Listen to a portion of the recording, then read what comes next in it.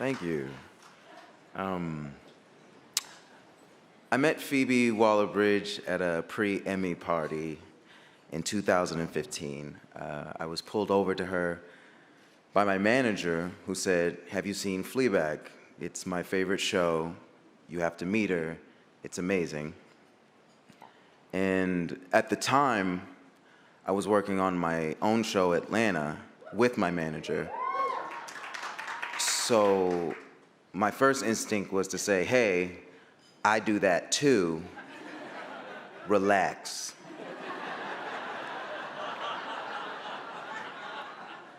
But I decided to reserve my feelings until I met her. And Phoebe was really sweet and incredibly graceful. And we got to talk about writing and our shows and how fun and weird these parties were and the state of television and all that. And she was really charming and had an unpredictable air about her that I hadn't really experienced in anybody else. And I was intrigued.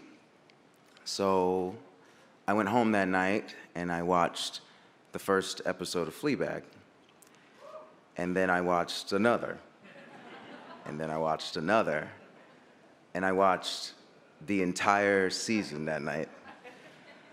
And from the second I watched the first scene of the first episode, I was livid. Enraged, really. I'm not British or a woman or particularly like being in the ass.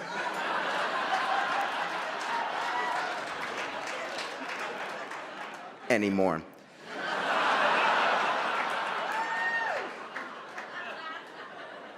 But I should have been Fleabag. Is her name Fleabag? You don't know. We gave her an Emmy. What are you gonna do, you know?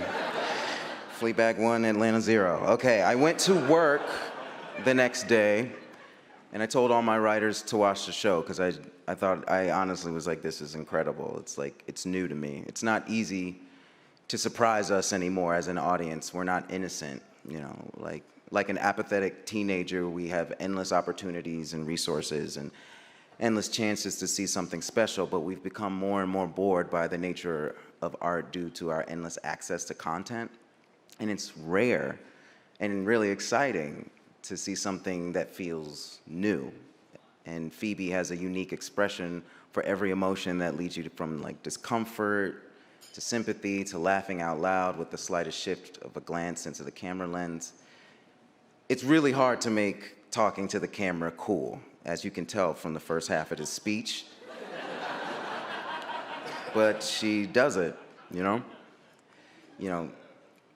Phoebe figured out a way on screen to instantly become your hilarious best friend, elbowing you under the table when someone across the way has like food in their teeth. You know, with my good fortune, I became actual good friends with Phoebe while working on the film Solo. And whenever I bring up making Solo, the first thing people say is like, "That was an amazing film. I didn't know you were a rock climber." And I say, "That was free Solo." And then there's like an uncomfortable pause. But then sometimes I meet an actual nerd, and they ask, "Is Phoebe Waller-Bridge as cool and funny as she seems?" And I begrudgingly say, "Even more so." And then I desperately try to turn the conversation back onto me. You have to give the Solo casting director credit, though, for having a sense of humor. They cast Phoebe in this brilliant, she's a student of nuance, wit, and the oddest idiosyncrasies of human behavior as a droid with no face. And you can't really tell it, but it's all there. It's just, in one decade, she has graduated from London's Royal Academy of Dramatic Art, made her acting debut in 2009. It was in 2013 when she debuted her self-written one-woman show, Fleabag, at Edinburgh Fringe. And both writer and executive producer, she's brought irresistibly bingeable Killing Eve to our television screens. earning herself truckloads of additional acclaim, including a Peabody Award in the process. Not to mention she's co-written the screenplay for the forthcoming 25th James Bond film, No Time to Die. I would like to tell you guys that she's an egomaniacal, insufferable diva, but I can't because I signed an NDA the first day of Star Wars. Phoebe, I don't use the word oeuvre lightly, often, or even correctly. But let's take a look at some of your phenomenal oeuvre. What's amazing about working with her is you just cannot predict what she's going to do next.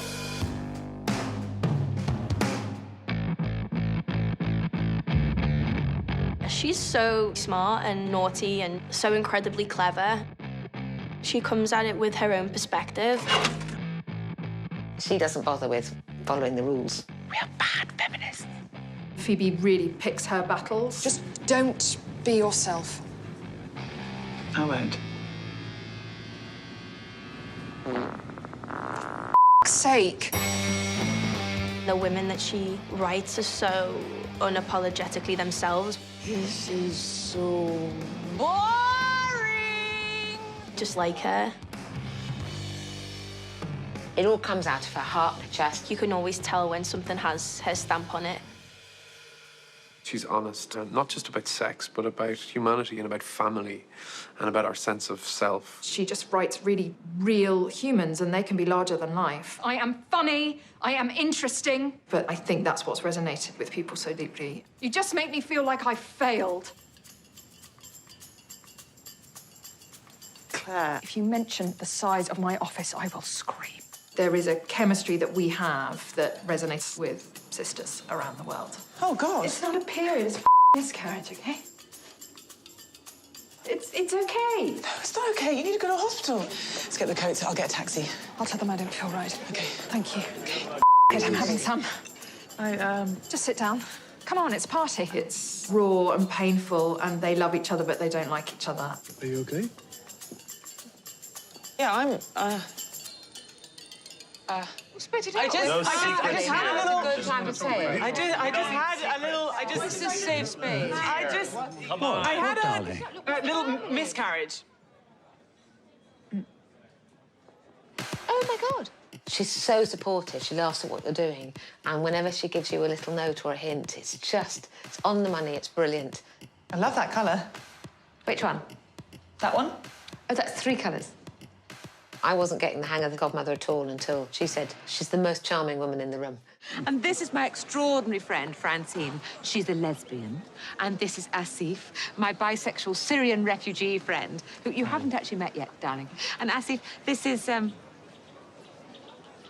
my God. This is... God, how extraordinary. I always call you darling. She doesn't write with any agenda other than to tell the truth, which is a big theme all over her work. I opened a cafe with my friend Boo. She accidentally killed herself. She just found out that her boyfriend someone else and wanted to punish him by ending up in hospital and not letting him visit her for a bit. She really gets to the heart of things. She will keep hurting people until I catch her, okay? I have to find her. She wants me to find her. It has to be. Do you want me to hold up your cape a little bit so you can go down on yourself a bit more? You're not saving the world, honey bunch. You're getting off and sniffing at a psycho. Oh. Even if it's painful, we relate. Especially when you read Assassin. He was just the kind of character I'd never seen before. But it all comes down to her honesty and saying what she feels and what she thinks. I think about you all the time. I think about what you're wearing and what you're doing and who you're doing it with. I think about your eyes and your mouth and what you feel when you kill someone. I think about what you have for breakfast. I just want to know everything. I think about you too. I mean, I masturbate about you a lot. Okay, that's... Too much? No, that's just... I wasn't expecting that. Through her material, she admits to things that we don't really like to admit to out loud. Got to think about all the people I can have sex with now. He's wasting me. Well, it's a bit clumsy, but it's not a terrible result. Do I have a massive asshole? No, no. So what are you going to do about your little problem? Problem? I think my period's coming. Having worked with her, I just think that she's one of the most delightful people I ever met. Oh, please. It's just us. You don't have to pretend. I mean, we're all being very grown up about this. That's why we love her. I love you. No, don't. No, let's just leave that out there just for a second on its own. I love you. It'll pass. She's not afraid or ashamed or overly proud of who she is. She just is who she is.